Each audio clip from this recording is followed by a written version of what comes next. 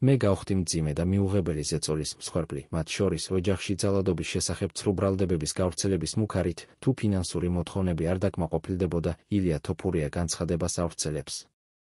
ილია თოფურია განცხადებას ავრცელებს. ბოლო რამდენიმე კვირის განმავლობაში მივიღე რთული გადაწყვეტილება, დროებით შემეწყვიტა ჩემი ტიტულის დაცვა. ეს არ იყო გადაწყვეტილება, რომელიც მსუბუქად მივიღე. თუმცა როდესაც წარმოიქმნება გარემოებები, რომლებიც საფრთხეს უქმნის შენს პირად მთლიანობას, შენს ოჯახსა და რეპუტაციას, დგება მომენტი, როდესაც პირდაპირ უნდა მიმართო მას.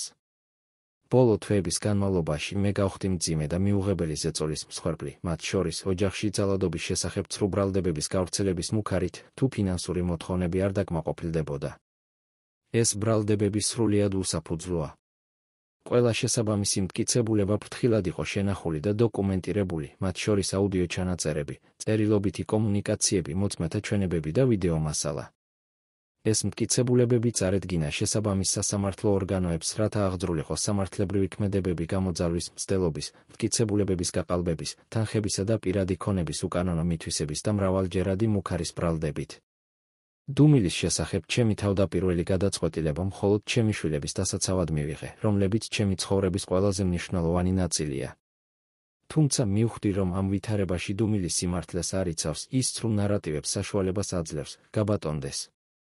ბევრ ადამიანს მსგავსი სიტუაცია შეექმნა და სასამართლო სისტემამ არაერთხელ დააზუსტა ფაქტები.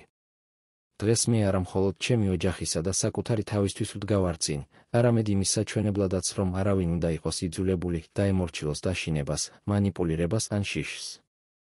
მათ, ვინც მიცნობს, შეუძლიათ დაადასტურონ, რომ არასდროს მიმიღია მონაწილეობა რაიმე სახის ძალადობაში და რომ ჩემი ცხოვრება და კარიერა ყოველთვის დისციპლინით, პატივისცემითა და პატიოსნებით იყო განპირობებული.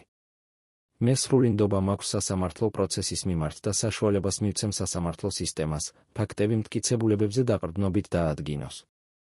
ჩემი შვილებისა და მიმდინარე სასამართლო პროცესების პატივისცემის გამო, აღარ გავაკეთებ შემდგომ საჯარო განცხადებებს. პატივისცემით გთხოვთ, თავი არიდოთ სპეკულაციებს და პატივისცეთ ჩემი ოჯახის პირად ცხოვრებას ამ მგრძნობიარე დროს. სიმართლეს არ სჭირდება ხმამაღალი არგუმენტები, მას ფაქტები სჭირდება.